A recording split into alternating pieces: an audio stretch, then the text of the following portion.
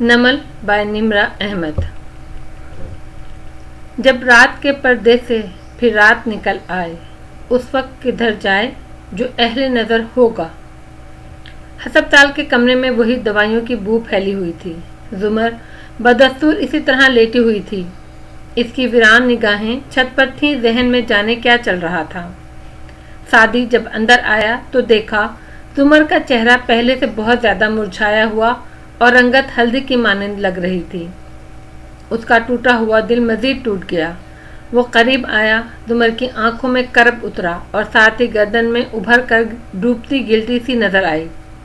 सादी मजीद करीब आया, यहाँ तक कि उसके कंधे के साथ आ खड़ा हुआ। जुमर अब निगाहें पूरी उठाकर उसे देख रही थी। सादी, उसने मुझ पर गोली चलाई, मैंने खुद सुना, तुम्हें मुझ पर यकीन है ना? चंद घंटे पहले पुलिस ऑफिसर के सामने सपाट, संजीदा और मजबूत सी प्रोसिक्यूटर अब बहुत कमज़ोर लग रही थी। उसके अंदाज में बेबसी भी थी, खौफ भी। मकड़ी के जाले का सामान था, मालूम नहीं कब टूट जाता। सादी ने उसे संजीदगी से देखा। फारस काजी ने आपसे क्या कहा था फ़ोन पे? उसने मुझे कहा वो मुझे सिर्फ एक गोली मारेगा, लेकिन मुझे उनके अल्फाज बताइए, एक एक लफ्ज़। जुमर की आंखों में चमकती उम्मीद मजीद गहरी हुई। मकड़ी के जाले का सामान मजबूत हुआ। वो पहले से ज़्यादा पुरएतमाद होकर बोली। उसने कहा, मैं सिर्फ तुम्हें एक गोली मारूंगा जुमर, दिल में। और मगर फारस काजी ने आपको कभी आपके नाम से नहीं पुकारा। वो हमेशा आपको मैडम कहते थे। वो एकदम बिल्कुल रुक कर ताजुब से उसे देखने लगी। फारिस काजी ने आपको कोई कॉल नहीं की थी, आपको फारिस ने गोली नहीं मारी। उनको सेटअप किया गया है। कुछ तो है जो आप छुपा रही हैं। प्लीज़ मुझे सब कुछ बताइए, एक एक बात। जुमर बिल्कुल मुतहय्यर सी उसको देखे गई, बिना पलक झपके, जैसे सांस तक रुक गया हो। सादी, तुम कह रहे हो मैं झूठ बोल रही हूँ। मैं कह रहा हूँ आप कुछ छुपा रही हैं, सिर्फ इस बुनियाद पे कि वो मुझे मेरे नाम से नहीं पुकारता था। उसने गोली भी तो मुझ पर पहली ही दफ़ा चलाई। बहुत सारी चीज़ें पहली ही बार में होती हैं। वो झूठ नहीं बोल रहे। उन्होंने आपको कोई कॉल नहीं की। आप बताएं, कुछ है जो आप छुपा रही हैं? आप वारिस मामू के टारगेट केस की फाइल्स निकलवा रही थी। क्या आप किसी को कवर कर रही हैं? क्या कोई आपको ये सब कहने पर मजबूर कर रहा है? यह खदशा हाशिम ने रास्ते में जाहिर किया था, यूं ही सरसरी सा, मगर सादी के जहन में इसने जड़ पकड़ ली। जुमर के दिल पर किसी ने पांव रख दिया। उसकी आंखों में गुलाबी सी नमी उतरी, लम्ब भिज गए। तुम ये कह रहे हो मैं झूठ बोल रही हूँ। जुमर, आप मुझे सब कुछ सच सच क्यों नहीं बताती? उसकी आवाज़ बुलंद होने लगी। तुम्हें मालूम है सादी, वो क्या तकलीफ़ है जो पिछले कुछ दिनों में मैंने सही, मेरे गुर्दे ज़ाया हो गए, मेरा बाप मफलूज हो गया, मेरी ज़िंदगी की सारी उम्मीदें टूट गई हैं, मैं कभी नॉर्मल नहीं हो सकूंगी। ऐसे वक्त में भी तुम्हें लग रहा है मैं झूठ बोल रही हूँ। तुम्हें फारस ज़्यादा काबिल एतबार लग रहा है। क्या तुम मुझे नहीं जानते? वो मुतहय्यर बेयकीन थी।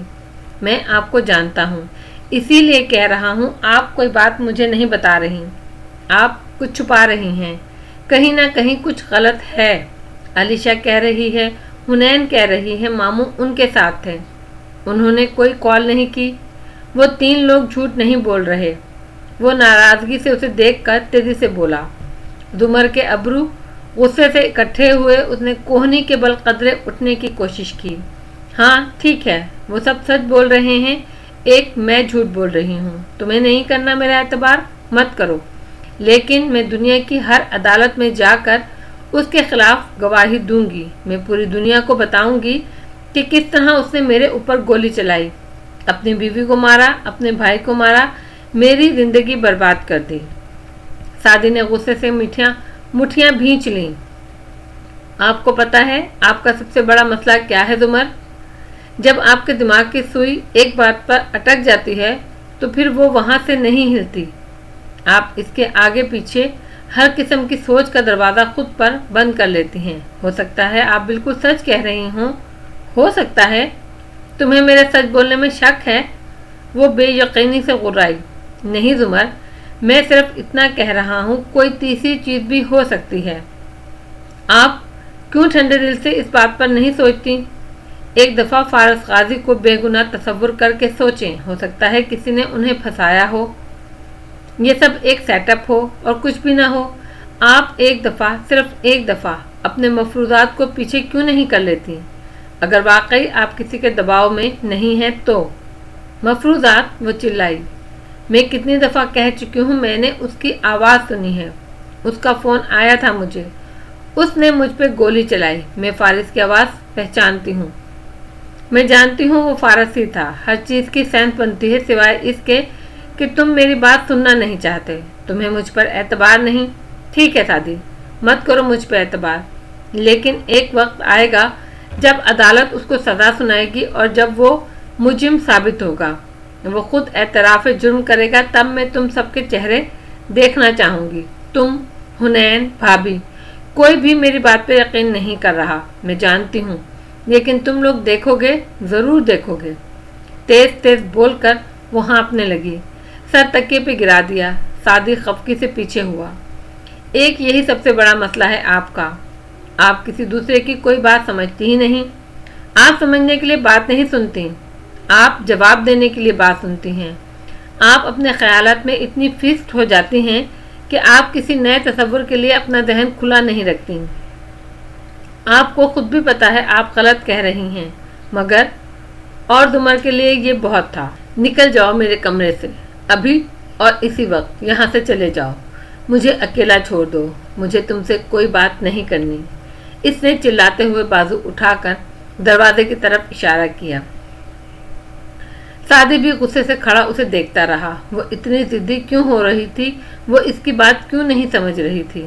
آپ کو صرف اس بات کا غصہ ہے میں نے آپ کو یہ کیس لینے کے لیے کیوں کہا، یہ کہ اس کیس کی وجہ سے آپ کی شادی ڈیلے ہو رہی تھی۔ آپ اس کیس کا غصہ فارس ماموں پہ نکال رہی ہیں اور کوئی بات نہیں۔ آپ ایک دفعہ پھر وہی کر رہی ہیں، ان کی بیوی کا قتل ہوا ہے، ہمارا خاندان تباہ ہو چکا ہے اور آپ اپنی ضد کو لے کر بیٹھی ہوئی ہیں۔ زمر، آپ ایسا کیوں کر رہی ہیں؟ نکل جاؤ میرے کمرے سے اور دوبارہ مت آنا، میں تمہاری شکل بھی نہیں دیکھنا چاہتی اس وقت۔ جاؤ سعدی، وہ زور سے چلائی، پانی سے گاڑا۔ نکل جاؤ میرے کمرے سے اور دوبارہ مت آنا، میں تمہاری شکل نہیں دیکھنا چاہتی اس وقت۔ جاؤ سعدی، وہ زور سے چلائی۔ وہ فوراً تیزی سے مڑا، دروازہ کھولا اور باہر نکلا۔ حنین سامنے کھڑی تھی، نامکمل بند پٹ کی وجہ سے وہ سب سن چکی تھی۔ آخر وہ اتنی خود غرض کیسے ہو سکتے ہیں؟ انہیں کسی کا بھی خیال نہیں، نہ ماموں کا، نہ سارا خالہ کا، ان کو صرف اپنا غم یاد ہے۔ وہ شاکی سا کہتا ہوا آگے بڑھتا گیا۔ حنین سست قدموں سے چلتی اس کے قریب آئی۔ آپ کو پھپھو سے اس طرح بات نہیں کرنی چاہیے تھی۔ وہ متعجب سا اس کی جانب گھوما۔ ان کے الزامات کی وجہ سے فارس ماموں کو پھانسی ہو جائے گی اور تم کہتی ہو کہ جو بھی تھا، آپ کو پھپھو سے اس طرح بات نہیں کرنی چاہیے تھی، کم از کم آپ کو نہیں، وہ کہہ کر مڑ گئی۔ سعدی نے خفگی سے سر جھٹکا، منہ میں کچھ بڑبڑایا اور آگے بڑھ گیا۔ حنین چلتی ہوئی دروازے تک آئی، ذرا سا درد سے اندر جھانکا۔ زمر اسی طرح لیٹی تھی، گردن سیدھی، وہ اوپر دیکھ رہی تھی اور وہ رو رہی تھی بری طرح۔ کبھی وہ اپنے ساتھ لگی نالیوں کو دیکھتی، کبھی مشینز کو، کبھی سفید چادر کو، کبھی ہاتھ میں لگے کنولا کو، اور آنسو ابل ابل کر آنکھوں سے گرتے جا رہے تھے۔ کہیں کوئی ہلکی سی سسکی بھی نکل جاتی تو وہ ہونٹوں پر ہاتھ رکھ کے اسے دبا لیتی۔ اس کے لیے یہ بہت شرمندگی کی بات تھی کہ کوئی اسے روتا دیکھ لے۔ وہ تو دادی کی ڈیتھ پر بھی سب کے سامنے نہیں روئی تھی، اکیلی کمرہ بند کر کے روئی۔ حنین کی آنکھوں میں آنسو آ گئے۔ وہ کافی دیر وہیں کھڑی رہی، اس کو چھپ کر زمر کو دیکھنے کی عادت برسوں سے تھی، مگر روتے ہوئے پہلی بار دیکھا تھا۔ کوئی تدبیر نہیں آتی، کوئی تصویر نہیں آتی۔ ندرت اور بڑے ابا زمر کے کمرے میں تھے اور سعدی باہر۔ وہ جان بوجھ کر زمر کے پاس اندر نہیں گیا۔ وہ اس سے ناراض تھا، مگر زمر نے اسے اندر بلایا بھی نہیں، ایک دفعہ کسی سے پوچھوایا بھی نہیں، منایا بھی نہیں۔ وہ خفا خفا سا باہر ہی بیٹھا رہا۔ وہ آج پہلے سے بہتر لگ رہی تھی، صحت میں نہیں جذباتی کیفیت میں۔ ٹیک لگا کر قدرے اٹھ کر بیٹھی، گھنگریالے بال پونی میں باندھے، خاموش اور سنجیدہ۔ سامنے ویل چیئر پہ موجود بڑے ابا کو اس کا ہر انداز اذیت دے رہا تھا۔ وہ دور کسی غیر مرئی نقطے کو دیکھتی بظاہر ان دونوں کو نظر انداز کر رہی تھی۔ ندرت خاموش تھی، سامنے کوچ پر بیٹھی تھی۔ زمر لاکھ عزیز سہی، فارس ان کا بھائی تھا اور وہ سادی کی طرح زمر سے جھگڑا کر کے اس پہ چیخ چلا کر ناراض نہیں ہو سکتی تھی۔ ذہن میں بار بار خیال آ رہا تھا، آخر وہ بھی تو فرحانہ کی بیٹی ہی نکلی، مگر وہ ظاہر نہیں کر رہی تھی، بالکل چپ، کسی نہ کسی مصلحت کی امید لیے۔ بڑے ابا نے ہاتھ بڑھا کر بیٹی کے ہاتھ کو تھاما۔ وہ بیٹھ کے قریب بیٹھے تھے، ان کی ضد پہ آج انہیں یہاں آنے کی اجازت ملی تھی۔ اس بے بس سے لمس پہ زمر نے چہرہ گھما کر ان کو دیکھا۔ وہ بہت کمزور اور بوڑھے لگ رہے تھے، اداس بھی۔ بیٹا، میں فارس کو جانتا ہوں، وہ ایسا کچھ نہیں کر سکتا، ضرور اس کو پھنسایا جا رہا ہے۔ انٹیلیجنس آفیسرز کو کون پھنسا سکتا ہے ابا؟ وہ بیزار ہوئی۔ کیوں؟ کیا وہ انسان نہیں ہوتے؟ ان کی کمزوریاں نہیں ہوتی؟ ان انٹیلیجنس آفیسرز کی فائلزوں کے انبار ہیں جو بے گناہ ہوتے ہوئے بھی نکالے گئے، پھنسائے گئے یا پھانسی چڑھ گئے۔ وہ سب سے الگ ہے کیا؟ ٹھیک ہے، آپ بھی یہی سمجھتے ہیں کہ میں جھوٹ بول رہی ہوں، حالانکہ سب سے بڑا نقصان میرا ہوا ہے۔ میں نے اس کے الفاظ سنے تھے، میں نے اس کی منت بھی کی تھی وہ میرے اوپر گولی نہ چلائے، وہ میری زندگی خراب نہ کرے۔ درد سے پھٹی آواز میں کہتے ہوئے اس کی آنکھیں سرخ پڑنے لگیں۔ میں نے ابا اس کو اتنا تک کہا کہ میں اس کا کیس لڑوں گی، ہر عدالت میں اس کے ساتھ کھڑی رہوں گی، وہ میرے ساتھ یہ ظلم نہ کرے، لیکن اس نے پھر بھی مجھ پر گولی چلائی۔ اگر اس نے میری کوئی خیر قبول نہیں کی تو آپ اس کے لیے مجھ سے کسی خیر کی توقع مت رکھیں۔ میں جانتا ہوں تم جھوٹ نہیں بول رہی ہو، لیکن یہ صرف اور صرف کوئی غلط فہمی۔ زمر نے بیزاری سے اپنا ہاتھ ان کے ہاتھ سے نکال لیا۔ وہ دل محسوس کر بیٹھے رہ گئے۔ آپ لوگ پلیز مجھے اکیلا چھوڑ دیں، جس کو مجھے سمجھنا چاہیے اس کے لیے آپ کے دل میں ہمدردی ہے تو ٹھیک ہے، ہمدردی لینے کا مجھے بھی شوق نہیں، میں جیسی ہوں ویسی ہی ٹھیک ہوں۔ ایسے کیوں سوچتی ہو؟ ہم انتظام کر رہے ہیں، بہت جلد کوئی کڈنی ڈونر مل جائے گا، تمہیں کبھی ڈیلائسس پہ نہیں آنا پڑے گا، تم دوبارہ صحت مند ہو جاؤ گی۔ وہ سپاٹ چہرے کے ساتھ گردن پھیر کر کھڑکی کی طرف دیکھتی رہی۔ ندرت آہستہ سے اٹھی، اس کے قریب آئی اور بیڈ کی پائنتی پر بیٹھی، منت بھری بے بسی سے اس کو دیکھا۔ زمر، میرے لیے کیا تم اپنا بیان واپس نہیں لے سکتی؟ فارس جیل چلا جائے گا، اس کو سزا ہو جائے گی، وہ برباد ہو جائے گا۔ اس نے زخمی نگاہوں سے ندرت کا چہرہ دیکھا۔ اور میں بھابھی، میری خوشیاں میرے غم، ان کا کیا؟ آپ سب کو لگتا ہے میں اپنی ضد پر اڑی ہوئی ہوں؟ شکایت آمیز نظریں اپنے باپ پر ڈالیں۔ آپ لوگ یہ نہیں سوچتے میرے پاس ضد کرنے کے لیے کچھ بچا نہیں ہے، میں تباہ ہو چکی ہوں، اب فارس برباد ہو یا آباد مجھے اس سے کوئی ہمدردی نہیں ہے۔ میں نے اس کی عزت کی ہمیشہ، کیونکہ مجھے انسان کے اندر کی اچھائی پہ یقین ہوتا ہے، مگر میں غلط تھی، وہ ویسا ہی ہے جیسا لوگ اس کے بارے میں کہتے ہیں۔ آپ اس کے لیے مجھ سے کوئی امید نہ رکھیں، کیونکہ میں آپ سب کی نااعتباری سہ سکتی ہوں، لیکن فارس کو معاف نہیں کر سکتی۔ وہ گردن موڑ کر پھر سے کھڑکی کو دیکھنے لگی۔ یہ ایک اشارہ تھا کہ اب وہ لوگ چلے جائیں۔ ندرت شکستگی سے اٹھی، بڑے ابا کی ویل چیئر کے پیچھے آئیں اور انہیں لیے باہر نکل گئیں۔ دروازہ حسب معمول آدھا کھلا رہ گیا۔ دفعتاً راہداری سے آوازیں آئیں۔ ندرت کسی سے مخاطب تھی، خاتون کی آواز، فضیلہ آنٹی، حماد کی امی۔ وہ پہچانتی تھی۔ وہ آہستہ سے سیدھی لیٹی، تکلیف چہرے پہ نمودار ہوئی اور آنکھیں بند کر لیں، بالکل ایسے ہی جیسے وہ سو رہی ہو۔ واقعی یہ وہ صبح تھی جن میں جاگتے ہوئے اسے آفس جانے کی کوئی ٹینشن نہیں تھی۔ کون سی خواہش کہاں آ کر پوری ہوئی تھی؟ ندرت فضیلہ آنٹی کو لیے اندر آئیں۔ زمر کی آنکھوں میں فی الحال صرف اندھیرا تھا، مگر وہ آوازیں سن سکتی تھی۔ فضیلہ آنٹی یقیناً اس کے بازو کے قریب بیڈ کے ساتھ کھڑی تھی۔ بہت افسوس ہوا، ہم سب بہت پریشان ہیں، کوئی یقین بھی نہیں کر سکتا کہ زمر کے ساتھ اس طرح ہوگا، وہ بھی اتنے اہم موقع سے پہلے۔ ہمارے تو سارے رشتے دار بھی آ چکے ہیں۔ اب कुछ समझ में नहीं आ रहा, क्या करें? हमाद के बहन बहनोई पता नहीं कितनों की फ्लाइट है, आगे करवानी पड़ेगी या शायद कैंसल। वो कह हमदर्दी से रही थी, मगर अंदाज में कोई उजलत थी। दुमर आंखें बंद किए उन्हें सुने गई। 2 शादियां इकट्ठी हो रही थीं। हमाद के ताया के बेटे के फंक्शन भी साथ ही थे। वलीमा तो हम दे ही इकट्ठे रहे थे। अब जाहिर है ये शादी तो अभी हो नहीं सकती। सजाद के फंक्शन तो कल से शुरू हो जाएंगे। अब आप तो जानती हैं हमारी भी मजबूरी है। सबकी मजबूरियां हैं, मैं जानती हूँ, नुदत बोली तो आवाज़ में पसपाई थी। जुमर आंखें बंद किए लेटी रही।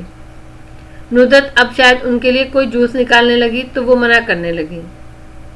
हमाद बाहर इंतज़ार कर रहा है, ऐसा करते हैं हम वहीं बैठते हैं। इस कमरे में तो मुझे घुटन हो रही है, पता नहीं अस्पताल में ऐसी घुटन क्यों होती है। और उनकी आवाज़ दूर होती गई। शायद वो कमरे से जा रही थीं और फिर दरवाज़ा बंद हो गया। सन्नाटा छा गया, कब्र की पहली रात का सा सन्नाटा।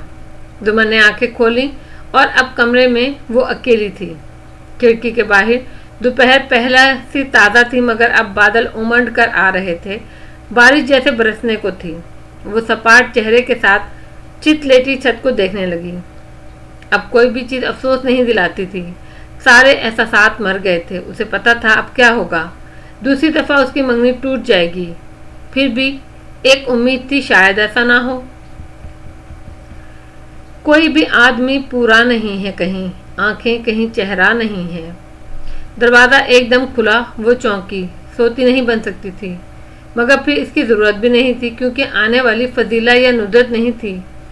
उसको जुमर के पास अकेला छोड़ देने का बहुत तहक्कुम से कहती जवाहरात कारदार ने अंदर कदम रखा। बंद गले के सब्ज गाउन, लंबी सफ़ेद हील, बालों का नफीस सा जूड़ा बनाए जवान और स्मार्ट सी जवाहरात मुस्कुराती हुई अंदर दाखिल हुई। जुमर इसी बेरुखी और नापसंदीदगी से उसे देखती रही। हेलो जुमर, कैसी हो? एक फिलिपानी मुलाजमा और एक सूट में मलबूस मुलाजिम फूलों के बड़े बड़े गुलदस्ते लिए पीछे आए। सारी मेज़ों को भर दिया। जवाहरात ने आंख से इशारा किया और वो बाहर निकल गए। साथ ही शहरीन कारदार अंदर आई। उसने लंबी कमीज पहन रखी थी और कांधे पे लंबी चैन का परस था।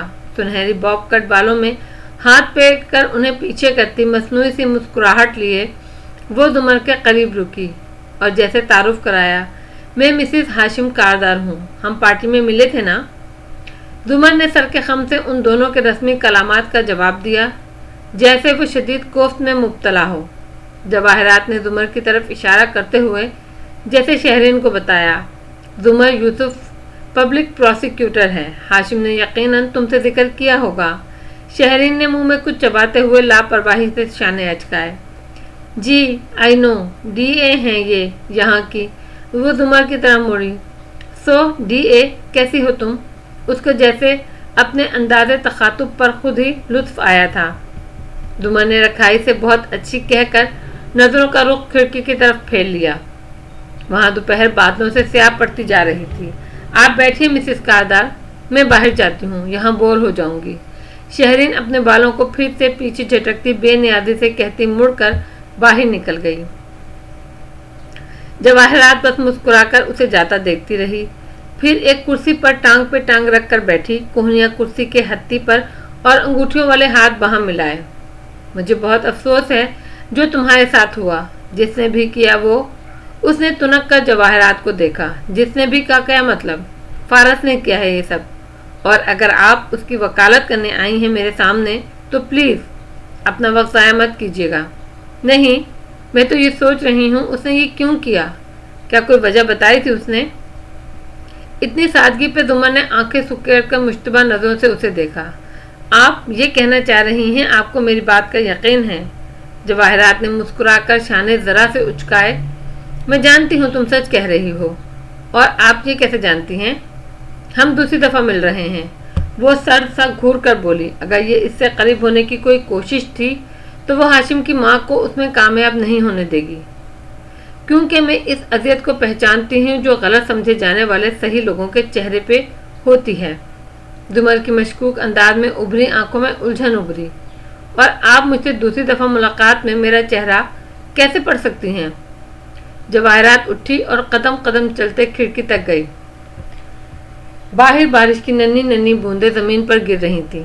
वो चंद लम्हे खिड़की से बाहर देखती रही, फिर मुड़ी तो चेहरे से मुस्कुराहट गायब थी। उसकी जगह अफसोस था।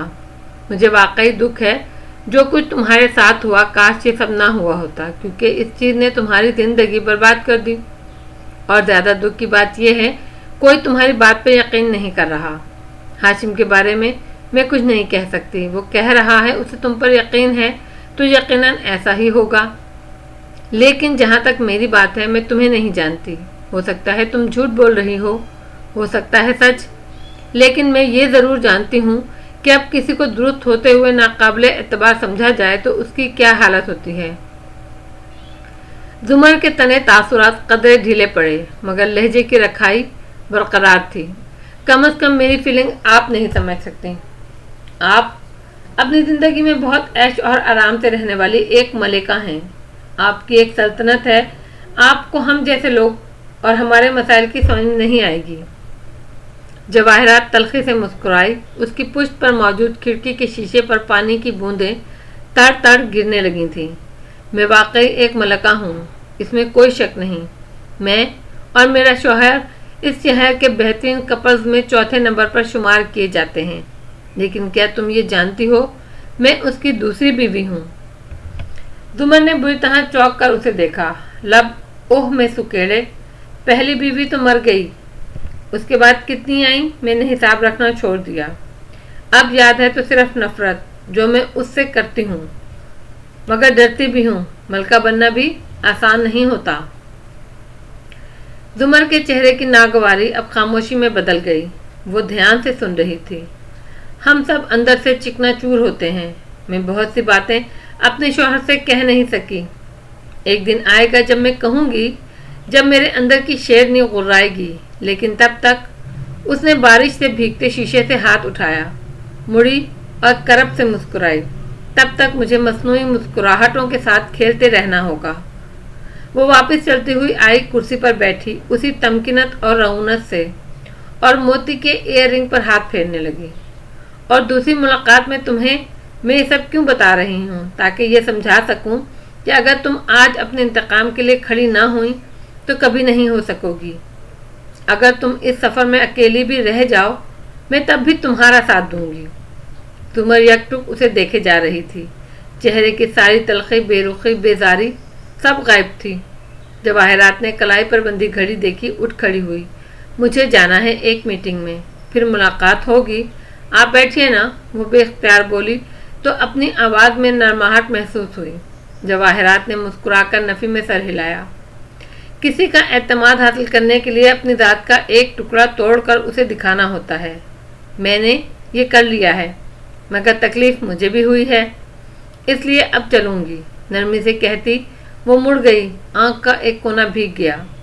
औरंगज़ेब, इसकी की गई तजलील, दुख, बेवफाई सब याद आ गया था, मगर बाहर निकलने तक वो खुद को संभाल चुकी थी। वेटिंग रूम में हुनैन इसी तरह बैठी थी। बाल पता नहीं कब के ब्रश किए हुए, बदमिज़ा, मुरझाई हुई सी। सादी उसके मुकाबिल उदास सा बैठा था। बार बार निगाहें फुप्पो के कमरे की तरफ जाती, राहदारी की तरफ उठती, फिर से झटक कर बुड़बुड़ा कर खुद को रोक लेता। दफतन किसी आहट पर उसने सर उठाया। चौखट में शहरीन खड़ी थी। सादी बेख्तियार उठ खड़ा हुआ। उसने इशारा किया, बाहर बुलाने का इशारा। हुनैन अपनी सोच में गुम थी। वो खामोशी से उठकर हुनैन के पीछे आया, शहरीन के पीछे आया। वो राहदारी में खड़ी थी, सीने पर बाजू लपेटे, फुर्सत से उसको आता देखती रही। जी कहिए Mrs Kardar. I am sorry, मैं तुमसे एक्सक्यूज़ करना चाहती थी। मैंने तुम्हारे साथ ज्यादती करती थी। शेरू और तुम्हारे बीच मुझे नहीं आना चाहिए था। सादी ने चौंक कर उसे देखा, फिर आंखें चुंधिया कर उसकी जहरीली हालत जांचना चाहिए। It's okay. वो बगौर उसके तासुरात पढ़ने की कोशिश कर रहा था। गुड, यानी कि अब हम अच्छे दोस्त बन सकते हैं। वो हल्का सा मुस्कुराई। उसकी गाल की हड्डी उठी हुई थी। जब मुस्कुराती तो आंखें छोटी हो जाती। क्या आपको मुझसे कोई काम है? अभी नहीं, हो सकता है मुस्तकबिल में हो। उसने अब्रू उचकाए। आप बेफिक्र रहिए, न मैंने कुछ सुना था, न मैं किसी को कुछ बताऊंगा। اس نے پچھلے سال کی اس بھولی بسری بات کی جانب اشارہ کیا۔ تم بے فکر رہو کیونکہ ہاشم کو پتہ چل گیا ہے۔ سعدی نے چونک کر اسے دیکھا۔ کیا؟ یہی کہ میرا اپنے کزن کے ساتھ افیئر چل رہا ہے، اور دیکھو اس نے میرے ساتھ کیا کیا ہے۔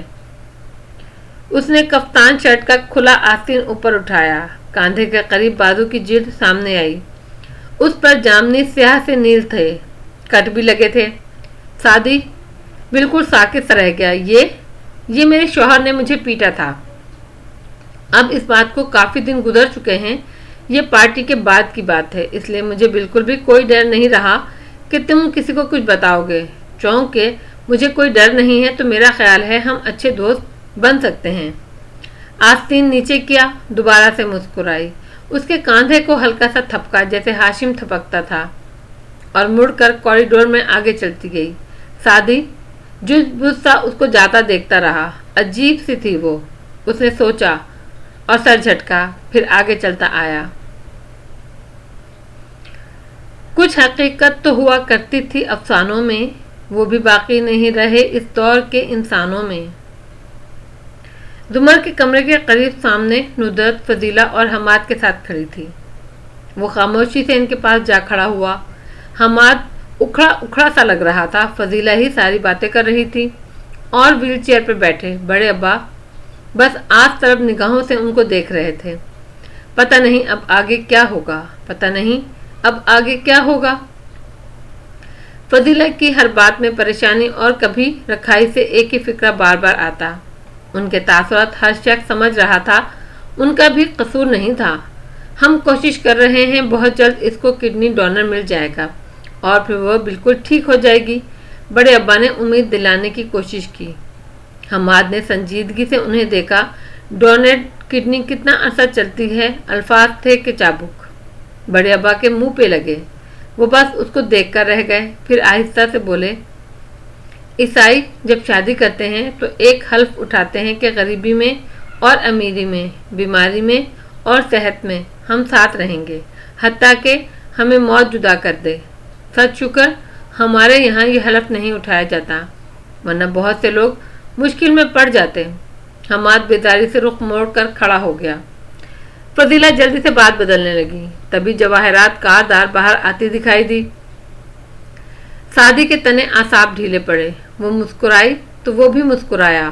اس فیملی کو دیکھ کر کتنی تسلی ملتی تھی، جیسے ہر مشکل میں ان کا ساتھ ہو۔ مجھے امید ہے کہ آپ کی بیٹی بہت جلد صحت یاب ہو جائے گی، اگر نہ ہو تب بھی وہ اتنی قیمتی ہے کہ اس کے ساتھ پہ اس کی زندگی کے ساتھی کو فخر ہوگا۔ ساتھ ہی جواہرات نے حماد کو دیکھا۔ اس کا حماد سے تعارف نہیں تھا، پھر بھی وہ سمجھ گئی تھی کہ یہی ہے بیچارہ منگیتر۔ سعدی ان کا تعارف کرانے لگا۔ اورنگزیب کاردار کی بیوی، ہاشم کاردار کی ماں۔ فضیلہ اور حماد کے تاثرات فوراً بدلے۔ بہت خوش دلی سے ان سے ملے۔ اس کے ملازم دور کھڑے تھے، اور پھر اس کا روب، تمکنت سے اٹھی گردن، گہری آنکھیں اور ان کی مسکراہٹ۔ وہ تو تھی بھی ملکہ، سوائے بڑے ابا کے اس کے آگے بٹھنے والوں کی کمی نہ تھی۔ تم پریشان مت ہو، اس نے نرمی سے حماد کو مخاطب کیا، وہ ٹھیک ہو جائے گی اور تم لوگوں کی شادی بہت دھوم دھام سے ہوگی۔ اور کیا تم مجھے آفس تک کمپنی دو گے؟ دمر ہماری فیملی ہے، اور اس کے فیانسی سے دوبارہ ملاقات کا وقت جاننے یا ملے یا نہ ملے۔ ساتھ ہی امید افزا نگاہوں سے سعدی کو دیکھا۔ وہ مسکرا دیا۔ یقیناً اب وہ اس کو سمجھائے گی۔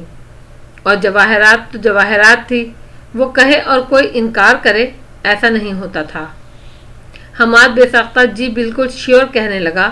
وہ جواہرات آگے آگے چلتی گئی، حماد فوراً پیچھے لپکا۔ فضیلہ بیگم نے تذبذب سے ان دونوں کو جاتے دیکھا، مگر کچھ کہہ نہیں سکی۔ باہر بارش اب تھم چکی تھی، اور کار کے قریب آ کر جواہرات نے مسکرا کر ڈرائیور کو کہا، آفس سے دوسری گاڑی منگوا کر شہرین کو لے جانا، اور اب اپنی شکل گم کرو، اور ہتھیلی پھیلائی۔ اس بیچارے نے جلدی سے چابی اس کے ہاتھ پر رکھی اور واقعی وہاں سے گم ہو گیا۔ وہ حماد کی طرف موڑی۔ آفس کا ایڈریس میں تمہیں سمجھا دوں گی، ایسی کار ڈرائیو کرنے کے مواقع کو امید ہے تم ضائع نہیں کرو گے، اور گھوم کر فرنٹ سیٹ کی طرف بڑھ گئی۔ حماد نے چابی دیکھی اور پھر اس چمکتی ہوئی کار کو، آنکھیں جیسے خیرہ ہو گئیں۔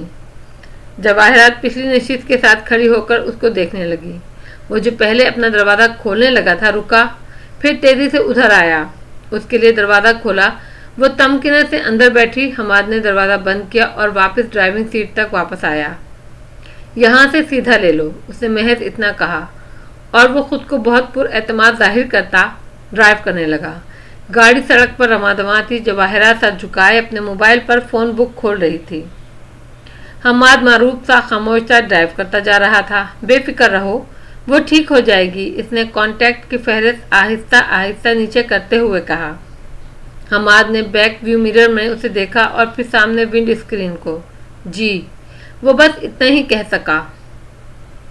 امید ہے اسے ڈونر کڈنی مل جائے گا، 1.5 تو چل ہی جائے گی، بیکار ہو گیا تو کوئی بات نہیں، ڈائلائسس پہ آ جائے گی، ہفتے میں 2 دفعہ ہی تو کروانا پڑے گا۔ اتنی اچھی لڑکی کے لیے تم اتنی قربانی دے ہی سکتے ہو۔ وہ اے والے نمبر سے گزرتی بی پر آ گئی۔ رہا بچوں کا سوال، تو وہ زندگی کا مقصد تو نہیں ہوتے، نہ بھی ہو سکے تو کوئی بات نہیں، ایڈاپٹ کر لینا۔ ہلکے سے شانے اچکاتے ہوئے اس کا انگوٹھا اسکرین کو مسلسل نیچے کیے جا رہا تھا۔ ڈی اور پھر ای، ابھی تک مطلوبہ شخص سامنے نہیں آیا تھا۔ حماد کے چہرے پہ چھایا تفکر بڑھتا گیا، البتہ وہ خاموشی سے محض جی کہہ کے رہ گیا۔ جواہرات اسے زمر کے لیے قائل کر رہی تھی یا اس سے متنفر، وہ سمجھ نہیں پا رہا تھا۔ دیکھو، زندگی میں ہر چیز پرفیکٹ تو نہیں ملتی، میرا خیال ہے وہ ایک اچھی لائر ہے، تمہارے ساتھ آسٹریلیا جا کر بھی اپنی پڑھائی اور جاب جاری رکھ سکے گی، نہ بھی رکھ سکی تو تم ایک کمانے والے بہت ہو، نہیں؟ حماد کی آنکھوں میں مزید تناؤ آ گیا۔ اس نے سر کو اس بات میں خم دے کر اب کے جی تک نہیں بولا۔ جواہرات کا اسکرین پہ چلتا انگوٹھا ایک دم رکا، لبوں پر ہلکی سی مسکراہٹ آئی۔ یہ جے کی فہرست تھی، جیلانی، رقیب جیلانی۔ اس نے اس نمبر پہ ٹیکسٹ بھیجا، میرے آفس کے باہر میرا انتظار کریں، اور فون رکھ کر سر اٹھا کر چمکتی نگاہوں سے حماد کو دیکھا۔ یہاں سے اس کے سر کے بال اور پشت دکھائی دے رہی تھی، آدھے چہرے کے تنے تاثرات وہ دیکھ سکتی تھی۔ آگے کا کیا ارادہ ہے؟ کچھ کہہ نہیں سکتا، قسمت جس طرف لے جائے، وہ احتیاط سے تول تول کر اتنا ہی کہہ سکا۔ آفس کے سامنے وہ اترے تو جواہرات تیز تیز قدم آگے بڑھ گئی۔ حماد تابعداری سے اس کے پیچھے تھا۔ مطلوبہ فلور پر پہنچ کر بھی وہ اس کے آگے ہی چلتی رہی۔ ارد گرد مؤدب ہو کر رکتے اور سلام کرتے لوگوں کو مسکرا کر سر کے خم سے جواب دیتی۔ وہ آگے بڑھتی گئی، یہاں تک کہ ایک آفس کے سامنے آ رکی۔ وہاں ایک سوٹ میں ملبوس ادھیڑ عمر شخص بار بار کلائی کی گھڑی دیکھتے متفکر سا نظر آ رہا تھا۔ جواہرات کو دیکھ کر چہرے پر چمک آئی، آگے بڑھا۔ میم، میں آپ کا انتظار کر رہا تھا۔ جواہرات نے مسکراتے ہوئے ان سے حماد کا تعارف کرایا۔ یہ ہمارے عزیز ہیں حماد، اور حماد یہ ہاشم کی ایک کمپنی کی طرف سے آسٹریلیا میں ہوتے ہیں، آدھا سال یہاں اور آدھا سال وہاں، بچوں کے پاس ادھر کی نیشنلٹی بھی ہے مگر رہتے یہی ہیں۔ پھر اسی شیریں مسکراہٹ کے ساتھ جیلانی صاحب کو دیکھ کر بولیں، حماد ایک انجینئر ہے اور آسٹریلیا میں جاب کرتا ہے، آپ کو اس سے مل کر خوشی ہوگی۔ ساتھ ہی کلائی پر بندھی گھڑی دیکھی۔ ہاشم میرا انتظار کر رہا ہوگا، میں چلتی ہوں۔ وہ آگے بڑھی تو خوش دلی سے حماد سے مصافحہ کرتے ہوئے جیلانی صاحب ایکسکیوز کر کے 2 قدم جواہرات کے پیچھے آئے۔ حماد وہیں ملے جلے تاثرات میں گھرا کھڑا رہا۔ خوش ہونا چاہیے یا پریشان، وہ سمجھ نہیں پا رہا تھا۔ میں اس لڑکے کا کیا کروں؟ مجھے تو وہاں کسی کی ضرورت نہیں ہے۔ جیلانی صاحب نے آگے بڑھتی جواہرات کے قریب آ کر ہلکی سی سرگوشی کی۔ وہ مسکرا کر ان کی طرف پلٹیں، چمکدار آنکھوں سے انہیں دیکھا۔ کیا آپ کو اپنی بیٹی کے لیے ایک پڑھے لکھے خاندانی اور خوش شکل گدھے کی ضرورت نہیں تھی؟ جیلانی صاحب کی آنکھیں حیرت سے پھیلیں، سر خود بخود اسبات میں ہل گیا۔ گڈ، تو پھر میں نے اسے ڈھونڈ لیا ہے۔ You are welcome. ان کے تھینکس کا انتظار کیے بغیر وہ مڑ کر آگے بڑھ گئی۔ جیلانی صاحب اب کے زیادہ گرم جوشی سے بڑھے اور حماد کے کاندھے پر ہاتھ رکھا اسے اپنے ساتھ لیے آگے آ گئے۔ وہ ہاشم کے آفس میں آئیں تو وہ ریوالونگ چیئر پہ بیٹھا کوہنیاں میز پر رکھے انگلیوں کی پوروں سے آنکھیں مسل رہا تھا۔ کوٹ پیچھے ٹنگا تھا اور شرٹ کے کف مڑے ہوئے تھے۔ تمہارے اور شہرین کے درمیان کوئی لڑائی ہوئی ہے؟ आंखों से हाथ हटाकर हाशिम ने चौंक कर उसे देखा। चेहरे पे ताज्जुब उभरा।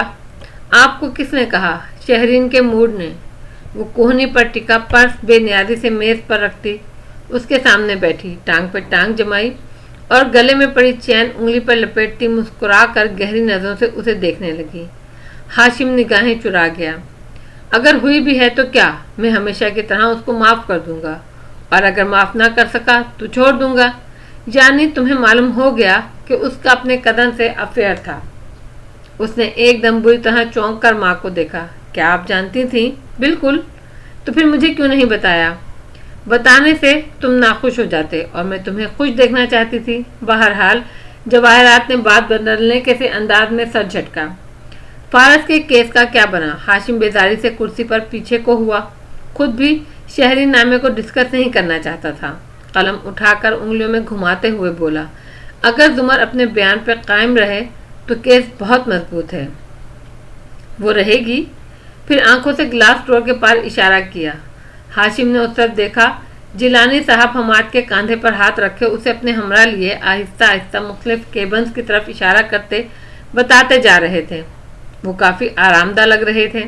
ये कौन है? जुमर का मंगेतर। हाशिम ने एकदम उकताकर माँ को देखा। मम्मी, आप क्या करती फिर रही हैं? जब मैं कह रहा हूँ कि मैं हर चीज़ संभाल रहा हूँ तो फिर ये सब क्या है? मैंने कुछ नहीं किया, सिर्फ एक्सीलेटर पर पाँव रखा है। ये मंगनी वैसे ही टूट जानी थी।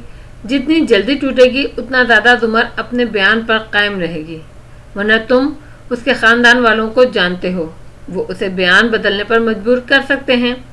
हाशिम के लिए इतना बहुत था। उसने मोबाइल उठाया, कोट का बटन बंद करते हुए खड़ा हुआ। रात को खाने पर मिलते हैं, कहता हुआ बाहर निकल गया। कॉरिडोर से गुजरते हुए जिलानी साहब ने उसे देखकर गर्म जोशी से हमार से तारुफ कराने की कोशिश की। ये हाशिम। मगर वो एक नज़र भी डाले बगैर सख्त तासुरात के साथ आगे बढ़ता गया। औरंगजेब के ऑफिस का दरवाज़ा जोर से खुला। वो अंदर अपनी कंपेन के लोग और उस पी के वाले कॉन्ट्रैक्टर के साथ महसूस नजर आ रहे थे।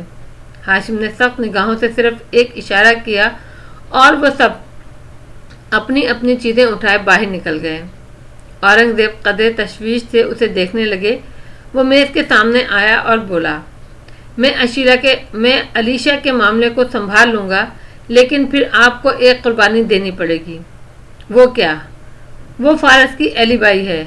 अगर आप चाहते हैं वो लड़की चुपचाप यहाँ से चली जाए तो फिर वो फारस के हक़ में बयान नहीं देगी। अलीशा के जाने का मतलब है फारस जेल से नहीं निकलेगा। औरंगजेब का दार माथे पर बल लिए उसको सुनते रहे। चंद लम्हों की खामोशी छाई रही। अजीब इत्तेफाक है कि दोनों केसेस में वही लड़की उसकी एलिबाई है। फिर मैं अलीशा को यहाँ से भेज दूंगा, लेकिन आप फारस को निकलवाने की बिल्कुल कोशिश नहीं करेंगे। औरंगजेब का दार ने हल्के से शाने उचकाए। मुझे उसकी बेगुनाही का यकीन नहीं है। यकीनन उसने अलीशा को कुछ देकर इस गवाही पर मजबूर किया होगा। तो ठीक है, वो चली जाए, ये ज़्यादा बेहतर है। हाशिम उनकी संजीदा नज़रों से देखता उन्हें वापस मुड़ गया। तेज तेज चलता बाहर आया। बाकी लोग तो बिखर गए थे, लेकिन सिर्फ कंस्टेंटेंट लड़का जो वहाँ खड़ा था फौरन उसे उसकी तरफ लपका। अगर इन खुफिया मीटिंग्स का ताल्लुक उस लड़की से है जो उस दिन आई थी, तो मैं आपको बता सकता हूँ हमें उसे किस तरह हैंडल करना है, क्योंकि ऐसी लड़कियाँ, इससे पहले कि वो अपनी बात मुकम्मल करता, हाशिम ने झपट कर उसे गर्दन से पकड़ लिया, दीवार से लगाया। उसकी आंखों में देखकर उंगली उठाकर चबा चबा कर बोला, आइंदा मेरे मुखातिब के बगैर मुझसे बात करने की कोशिश की तो तुम्हें यहीं गाड़ दूंगा, समझ आई? वो हक्का बक्का सा लड़के की गर्दन झटके से छोड़कर अपने कोट की नादीदा शक्ल दुरुस्त करता उसे घूरता वापस मुड़ गया।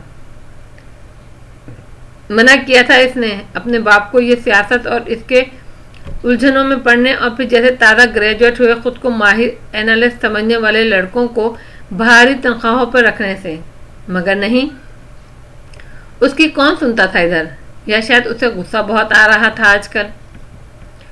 वो कहीं भी नहीं गया, गाड़ी में बेमकसद ड्राइव करता रहा और फिर रुका तो सामने एक फ्लोर मार्केट थी।